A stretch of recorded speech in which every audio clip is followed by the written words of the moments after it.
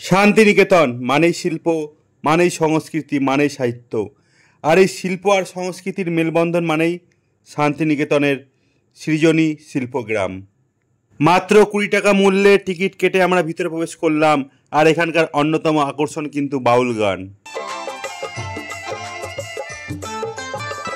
সংসার মায়ায় পড়ে অভিনয়, মানুষে মানুষে শুধু পরিচয়।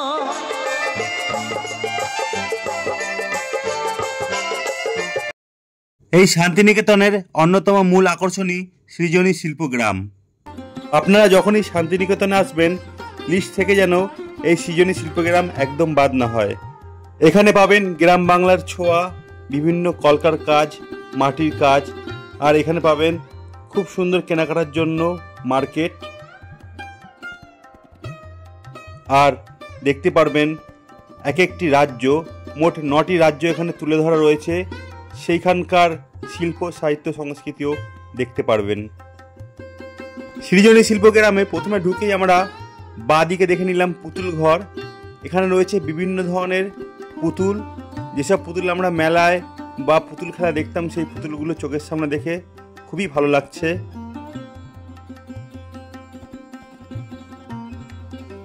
মনে পড়ে যাচ্ছে ছোটবেলায় সেই সুতোয় টানা কথা বলা পুতুলগুলি। চোখের সামনে যেন শৈশব ভেসে উঠছে। বিভিন্ন ধরনের মুখোশও দেখতে পারবেন এখানে। এখন রয়েছি পুতুল ঘরের মধ্যে।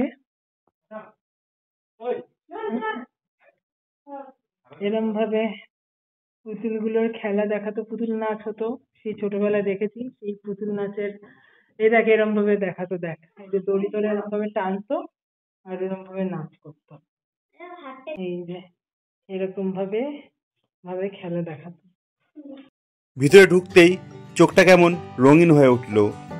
বিভিন্ন রঙিন কার্যকলাপ, রঙিন পুতুল, গাছগুলোকে রঙিন করে সাজানো হয়েছে। মনটা একেবারে রঙে রঙে ভরে উঠেছে। এমনিতেই তো শান্তিনিকেতন রঙিন, তারপরে সৃজনী শিল্পগ্রামের রূপটাই একটু অন্যরকম। নিজে না আসলে কিন্তু এই অনুভূতি কিছুতেই বোঝা যাবে না। আর শেষে এখানে বাউলদের সঙ্গে বসে একসঙ্গে বাউল গান করা, তার আনন্দ কিন্তু একেবারে অন্য মাত্রায় নিয়ে যাবে আপনাদেরকে। আর ভিতর প্রবেশ করতেই এখানকার মূল আকর্ষণ, ভারতবর্ষের উত্তর পূর্ব রাজ্যের মোট 9টি রাজ্যকে তুলে ধরা হয়েছে। সেখানকার খাদ্য, বস্ত্র, বাসস্থান, বিভিন্ন চর্চাকেও তুলে ধরা হয়েছে। এই মুহূর্তে আমরা রয়েছি পশ্চিমবঙ্গে। এখানকার বিভিন্ন পূজা, বিভিন্ন নকশা করা কাজ, বাদ্যযন্ত্র, এগুলোকে আপনারা দেখতে পারবেন চোখের সামনে। পশ্চিমবঙ্গের কালচার, ছুতোর, এইসব জিনিসকে আপনারা অনুভব করতে পারবেন। এখানকার হস্তশিল্পকে অনুভব করতে পারবেন। দেখতেই পাচ্ছেন দুর্গা প্রতিমা, এগুলো হচ্ছে সম্পূর্ণ মেটাল। গণেশ ঠাকুর, বিভিন্ন মূর্তি, কলকা আপনারা দেখতে পারবেন।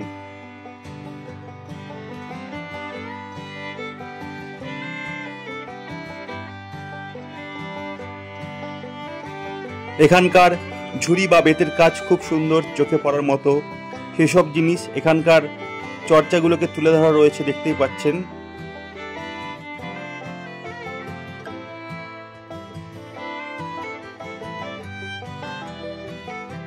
খুব সুন্দর করে 9টি রাজ্যের জীবনযাপন আপনারা দেখতে পারবেন। খুব ভালো লাগবে, মনকে ছুঁয়ে যাবে। এখানকার নকশা, কলকার কাজগুলো, বিভিন্ন হস্তশিল্পগুলো থেকে কিছুতেই আপনি চোখ ফেরাতে পারবেন না। শান্তিনিকেতনে আসলে এই সৃজনী শিল্পগ্রাম যদি না আসেন, আপনাদের শান্তিনিকেতন কিন্তু অসম্পূর্ণই থেকে যাবে।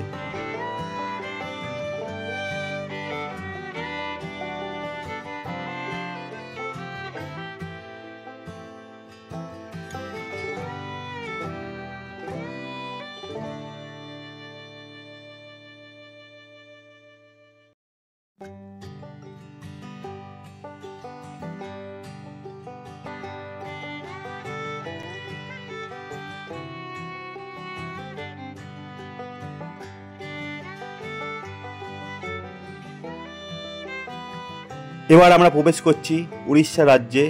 প্রত্যেক কটা রাজ্যকে বাড়ির মধ্যে সুন্দর করে তুলে ধরা হয়েছে, কিন্তু প্রত্যেক কটা রাজ্য আলাদা আলাদা। দেওয়ালের নকশা, কার্যকলাপ অনুযায়ী আলাদা রকম।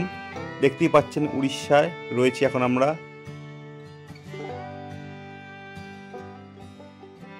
আর পাশেই উড়িষ্যার মূল আকর্ষণ পুরী জগন্নাথ মন্দির।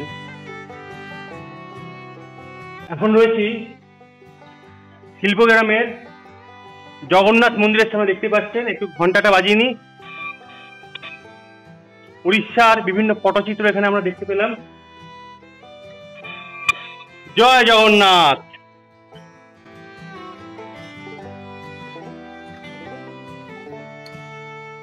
এই মুহূর্তে দাঁড়িয়ে রয়েছি উত্তর পূর্ব ভারতের ছোট রাজ্য সিকিমের সামনে। দেখতে পাচ্ছেন সিকিমের বিভিন্ন দৃশ্যগুলি, এখানকার বস্ত্রগুলো দেখতে পাচ্ছেন। বিহার বর্তমানে বেশ জনপ্রিয় রাজ্য। এর ভিতরে ঢুকেই একটা ঢেকির মতো কি রয়েছে জানি না, একটু ধরে নিলাম, বেশ ভালো লাগছে, বেশ হালকা কিন্তু এই জিনিসগুলো ছুঁয়ে মনটাও যেন ছুঁয়ে যাচ্ছে। ভিতরে বিহারের কলকা করা কিছু হাড়ি ছিল, আমার মেয়ে নিজে হাতে ধরে খুব আনন্দ পাচ্ছে, মাথায় তুলে নিল। এবং শোকেসের মধ্যে বিভিন্ন ঘোড়া, বিভিন্ন জিনিসপত্র এখানকার দেখতেই পাচ্ছেন। দেখতে পারবেন বিহারের মাটির তৈরি উনুন, এই যে চোখের সামনে দেখাবো, তার আগে দেখে নিন এখানকার বাদ্যযন্ত্র। বিহারের বিখ্যাত খাবার লিট্টি ছোলা, সেগুলো কিন্তু এইসব উনুনের মধ্যেই গরম করে করা হয়। খুব সুন্দর, খুবই ভালো লাগছে, চোখের সামনে দেখে ছোটবেলার কথাগুলো মনে পড়ে যাচ্ছে। দেখতে দেখতে চলে আসলাম ঝাড়খণ্ডে। এখানকার ট্র্যাডিশনাল জিনিসগুলো একবার দেখে নিন।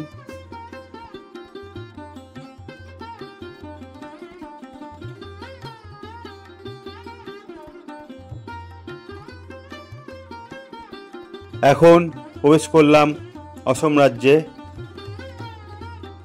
এটা হচ্ছে এই রাজ্যের তাঁতশাল মেশিন। এখন আমরা প্রবেশ করব মণিপুর। প্রত্যেকটা রাজ্যকে খুব সুন্দর করে তুলে ধরা রয়েছে। যেহেতু সময় কম তাই একটু একটু করে টাচ করে গেলাম। আপনারা আসবেন হাতে সময় নিয়ে, সুন্দর করে একের পর এক দেখবেন, হাতে সময় নিয়ে আসবেন। আবারও বলছি, খুবই ভালো লাগবে। এবার আমরা ত্রিপুরায় প্রবেশ করছি।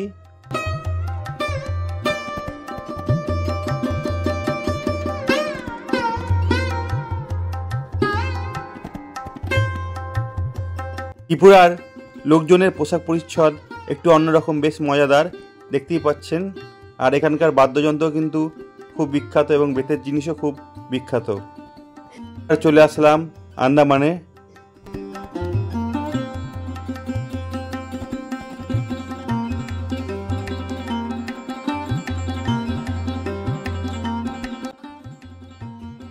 সব শেষে চলে আসলাম নিকোবরে। এই জায়গাটা বেশ সুন্দর এবং বেশ ইন্টারেস্টিং, কারণ সিঁড়ি দিয়ে উপরে উঠতে হবে। আর উপরে ওঠার পরে একটা ফাঁকা ঘর, সেখানে কিন্তু বিভিন্ন বেতের কাজও দেখতে পারবেন। এবং এই ঘরের জানলা থেকে কিন্তু সৃজনী শিল্পগ্রামটা অনেকটাই দেখা যায়, যেহেতু এই জায়গাটা একটু উঁচুতে।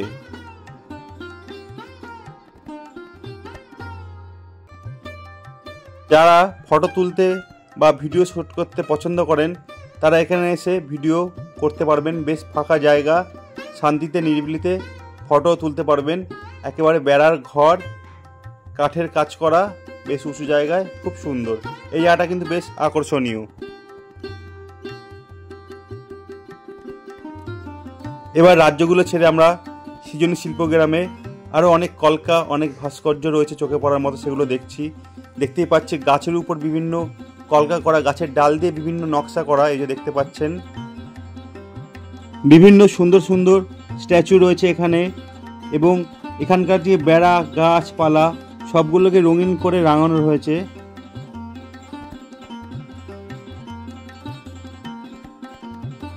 চোখে পড়ার মতো একটি ভগবান বৌদ্ধের মূর্তি।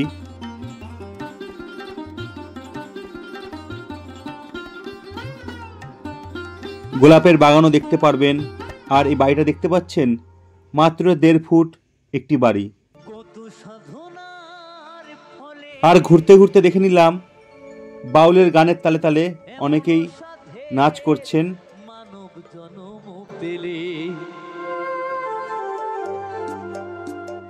দুদিন পরে সবাই